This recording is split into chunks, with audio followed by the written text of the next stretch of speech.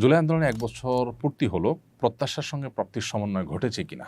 দিনই ক্ষেত্রে কি প্রত্যাশা করেছেন আর কতটুকু পেয়েছেন? ১ম এ বলতে চাই আল্লাহ তাআলার লাখো কোটি শুকর যে আলহামদুলিল্লাহ একটা নতুন আবহাওয়া, নতুন পরিবেশ আমরা পেয়েছি, পরিবর্তন আমরা পেয়েছি। একটি জগদ্দল পাথর থেকে আমরা মুক্তি পেয়েছি। হিন্দুত্ববাদের করাল থাবা থেকে আমরা মুক্তি পেয়েছি।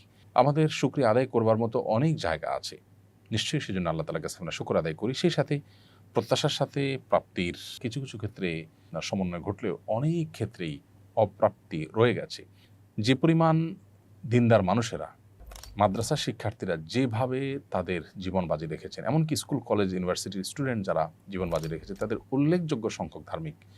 নিশ্চয়ই আপনাদের মনে থাকার কথা, আন্দোলন চলাকালীন সময়ে রাস্তার মাঝে আন্দোলন চলাকালেই এই চরম মুহূর্তেও শিক্ষার্থীদের শত শত হাজার শিক্ষার্থীদের এক সারিতে দাঁড়িয়ে নামাজ আদায় করার দৃশ্য। এগুলো পরিষ্কারভাবে বার্তা দেয় যে এটি মূলত সফল করেছে কারা, এবং যেই জুলুম অবিচার চলেছে এত বছর পর্যন্ত, সেই জুলুম অবিচার মূলত কাদের প্রতি হয়েছে? আয়নাঘরে কারা বেশি ছিল? অতএব তারাই যে এই আন্দোলনকে সাকসেস করার জন্য সবচেয়ে বেশি কষ্ট করেছেন, জীবন বাজি রেখেছেন, সেটি বলার অপেক্ষা রাখে না। কিন্তু তাদের আদর্শ, এটার প্রতি কতটা শ্রদ্ধা জ্ঞাপন করা হয়েছে, তাদেরকে কতটা গুরুত্ব দেওয়া হয়েছে, সেটা নিয়ে যথেষ্ট প্রশ্ন করবার সুযোগ আছে। এক শ্রেণী মানুষ এই শহীদদের রক্তের উপর দাঁড়িয়ে বিদেশি এজেন্ডা বাস্তবায়নে তারা ব্যস্ত।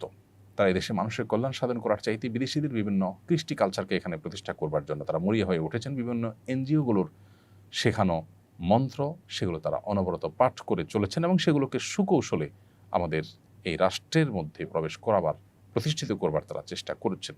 এই জায়গাতে একটা বড় অপ্রত্যাশা রয়েছে। আর এর বাইরে আলহামদুলিল্লাহ শুকরিয়া আদায় করবার যথেষ্ট জায়গা আছে, সেটি তো আমরা অবশ্যই বলবো। আমি আশা করব যে বাকি যে দিনগুলো আছে সেই দিনগুলোতে সরকার এবং সংশ্লিষ্ট যারা আছেন তারা জনগণের প্রত্যাশাটার প্রতি শ্রদ্ধা তারা নিবেদন করবেন, মানুষের প্রত্যাশাকে তারা বোঝার চেষ্টা করবেন, মানুষ কি চায়। এদেশে মানুষ ধর্মপ্রাণ, ধর্মীয় মূল্যবোধ পরিপন্থী করে কিছু চাপিয়ে দেওয়াটা কি দেশে মানুষ কখনো ভালোভাবে নেয় না এবং সহ্য করে না। সেই বিষয়টিকে আমি আশা করছি তারা দেখবেন এবং ধর্মীয় জনগোষ্ঠীর যে আত্মত্যাগ, সেটার প্রতি তারা শ্রদ্ধা দেখাবেন, সেটি আমি প্রত্যাশা করি তাদের কাছে। বাংলাদেশের জাতিসংঘের পরবর্তী আবাসিক সমন্বয়ক হিসাবে নিয়োগ পাওয়া কূটনীতিক একজন সমকামী, বিষয়টি জাতিসংঘ সদর দপ্তর থেকে বাংলাদেশকে জানিয়ে এগ্রিমেন্ট চাওয়া হয়েছে। নতুন দূত তার সমকামী পার্টনারকে নিয়েই বাংলাদেশে আসতে চান বলে জানিয়েছেন কূটনৈতিক সূত্র। এক্ষেত্রে বাংলাদেশের কী করণীয় উচিত বলে আপনি মনে করেন? খুবই দুর্ভাগ্যজনক একটি ঘটনা, এবং এই ঘটনায় অন্যদের মতো আমরাও সংক্ষুব্ধ হয়েছি একজন নাগরিক হিসাবে দেশের। আমি মনে করি যে জাতিসংঘ এক্ষেত্রে অপেশাদার আচরণ করেছে। যে দেশে ধর্মীয় মূল্যবোধকে, যে দেশের প্রায় সব মানুষ সর্বোচ্চ গুরুত্ব দিয়ে দেখে থাকে, সেই দেশে এ ধরনের একজন মানুষকে দায়িত্বশীল হিসাবে পাঠানো এবং তার সাথে তার সেই জঘন্য কর্ম, বিশেষ করে এই দেশের প্রচলিত আইনে যেটি অপরাধ, সেরকম একটি কর্মকাণ্ড করছেন একজন, সেটার আবার অনুমোদন চেয়ে প্রার্থনা করা, এটা অপেশাদার আচরণ বলে আমি মনে করি। এদেশের মানুষের মূল্যবোধের প্রতি, এদেশের প্রচলিত আইনের প্রতি শ্রদ্ধা রাখা তাদের কর্তব্য ছিল। কেন ওলামা ইকরাম এবং এক শ্রেণীর দেশের কৃতি সন্তানেরা জাতিসংঘের এই মানবাধিকার অফিস করার বিরোধিতা করেছেন, এখন সেটা আমরা হাড়ে হাড়ে টের পাচ্ছি এবং অনুভব করছি। অফিস করার আগেই যদি অবস্থা হয়, তাহলে তাদের এজেন্ডা কী হবে এবং তারা এদেশের মূল্যবোধকে কতটা হুমকির মধ্যে ফেলতে পারে, সেটা নিয়ে যথেষ্ট দুশ্চিন্তা করবার সুযোগ আছে। অতএব বাংলাদেশের উচিত, প্রচলিত আইনে যেহেতু সমকামিতা অপরাধ, অতএব সুস্পষ্টভাবে প্রকাশ্যে ঘোষণা দিয়ে এরকম কর্মকাণ্ডে লিপ্ত থাকা ব্যক্তি কোনোভাবেই এদেশে তথাকথিত মানবাধিকার প্রতিষ্ঠার কাজ করতে পারেন না। তাকে পরিষ্কারভাবে ডিনাই করা উচিত এবং এক্ষেত্রে এদেশের ধর্মীয় এবং সামাজিক মূল্যবোধের প্রতি শ্রদ্ধা দেখানোটা তাদের কর্তব্য ছিল। কীভাবে তারা সেটাকে বৃদ্ধাঙ্গুলি দেখিয়েছে বা কীভাবে সেটার বিরুদ্ধে তারা বাংলাদেশের কাছে প্রস্তাব পাঠিয়েছে, সেটা আসলে বোধের অগম্য। বিধায় এই বিষয়টা নিয়ে ওলামা ইকরাম এবং সর্বস্তরের মানুষের সোচ্চার হওয়া দরকার এবং সরকারের যথাযথ সিদ্ধান্ত গ্রহণ করা উচিত বলে আমরা মনে করি। অষ্টাদশ শিক্ষক নিবন্ধন পরীক্ষার ভাইবা নিয়ে বিতর্ক হচ্ছে। প্রিলিমিনারি ও লিখিত পরীক্ষায় উত্তীর্ণ বহু প্রার্থী ভাইবায় বাদ পড়েছেন। যদিও ভাইবার নম্বর মূল ফলাফলে যুক্ত হয় না, ভাইবায় কেবল কাগজপত্র যাচাই হওয়ার কথা থাকলেও বাস্তবে ব্যাপক বৈষম্যের অভিযোগ উঠেছে।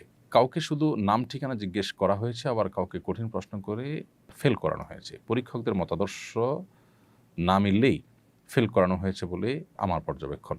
এ ধরনের মূল্যায়ন কি ন্যায্য? শিক্ষক নিবন্ধন পরীক্ষায় নীতি ও পদ্ধতি কেমন হওয়া উচিত বলে আপনি মনে করেন? দেখুন, এ ধরনের পরীক্ষায় অনেক বড় একটা আমানতদারিতার বিষয় চলে আসে। এখানে কারোর প্রতি যদি কোনো প্রকার বৈষম্য করা হয়, জুলুম করা হয়, সেটি শুধু জুলুমই নয়, সেই রাষ্ট্রকে বা জনগণকে তাদের অধিকার থেকে বঞ্চিত করা এবং এর বিপরীতে অযোগ্য, অথর্ব এবং তুলনামূলক কম যোগ্য মানুষকে নিয়োগ দিয়ে মূলত রাষ্ট্রের সাথে, জনগণের সাথে প্রতারণা করা হয়। অনেক মানুষের অধিকার, গোটা দেশের জনগণের অধিকার সেখানে নষ্ট করা শামিল। তো এই জন্য এ ধরনের বৈষম্য করা সুস্পষ্ট জুলুম, এবং প্রশ্নের উত্তর সঠিক দেওয়ার পরও যদি ফেল করানো হয় কলা কৌশলে, বিশেষ করে নিজের মতাদর্শের সাথে বনিবনা না হলে, তাহলে সেক্ষেত্রে ভিন্ন ঘরানার হওয়ার কারণে অনুত্তীর্ণ করা, এটা ইসলাম এবং রাষ্ট্রীয় প্রচলিত আইনের পরিপন্থী। বিধায় এ ধরনের কর্মকাণ্ড বন্ধ হওয়া উচিত। প্রায় সময় এ ধরনের অভিযোগ ওঠে। আমি জানি না এই অভিযোগগুলোকে কতটা আমলে নেওয়া হয়। আন্দোলন করতে করতে যদি একেবারে বাধ্য করা না হয়, তাহলে পারতপক্ষে এ ধরনের অভিযোগগুলো নিয়ে কর্তৃপক্ষকে সেরকম কোনো ভূমিকা রাখতে সচরাচর দেখা যায় না। নতুন বাংলাদেশে অন্তত এই জিনিসগুলো একেবারে দুঃখজনক এবং দুর্ভাগ্যজনক। আমিও ব্যক্তিগতভাবে এরকম কিছু ভাইকে জানি যারা এই ধরনের বিভিন্ন পরীক্ষা অংশগ্রহণ করেছেন। এতটা যোগ্য, এতটা মেধাবী, তাদের পরীক্ষার ফলাফল এতটা ভালো এবং মানুষ হিসেবে তারা এতটা ভালো যে তারা এই ধরনের পদে যাচ্ছেন। এটাই একটা সারপ্রাইজিং বিষয় যে এরকম পদের জন্য তারা আবেদন করেছেন, অথচ তাদেরকে পর্যন্ত বাদ দেওয়া হয়েছে। এরকম ঘটনা আমিও জানি। খুবই দুর্ভাগ্যজনক এই বিষয়গুলো। অতএব বৈষম্যের কারণে যাদেরকে চাকরি থেকে বঞ্চিত করা হবে, এটা তাদেরকে বঞ্চিত করার মাধ্যমে শুধু তাদেরকে বঞ্চিত করা হয় না, যে প্রতিষ্ঠানের জন্য নিয়োগ দেওয়া হয়েছে সেই প্রতিষ্ঠানের শিক্ষার্থীদেরকে বঞ্চিত করা হয়, অযোগ্যদেরকে নির্বাচন করার মধ্য দিয়ে। অতএব এই বিষয়গুলোকে দেখা উচিত খতিয়ে ভালো করে। আমি একজন প্রবাসী স্ত্রী, সন্তান নিয়ে বিদেশে আছি। এখানে সন্তানকে দিনই শিক্ষা দিতে পারছি না, করণীয় কি? যেখানে সন্তানকে দিনই শিক্ষা দিতে পারেন না, সেখানে তো থাকাই আপনার জন্য জায়েজ নাই। আর সন্তানকে দিনী শিক্ষার দেওয়ার জন্য প্রাতিষ্ঠানিক কোনো ব্যবস্থা না থাকলে নিজে দিন শিখে তাদেরকে শেখানোর চেষ্টা করবেন। এটা হতে পারে আপনার জন্য সর্বশেষ বিকল্প। কিন্তু কোনোভাবে যদি দিনী শিক্ষা দেওয়ার কোনো উপায় না থাকে, আপনি দিতে না পারেন, তাহলে সেক্ষেত্রে সন্তানকে দিন বিমুখ করে গড়ে তোলা আপনার জন্য নাজায়েজ কাজ, এবং এরকম পরিবেশে থাকাই আপনার জন্য নাজায়েজ যেখানে আপনি কোনোভাবেই সন্তানকে দিনমুখী করতে পারছেন না, বরং দিন বিমুখ হতে বাধ্য করছেন। আস-সুন্নাহ ফাউন্ডেশন, উম্মার স্বার্থে সুন্নাহর সাথে।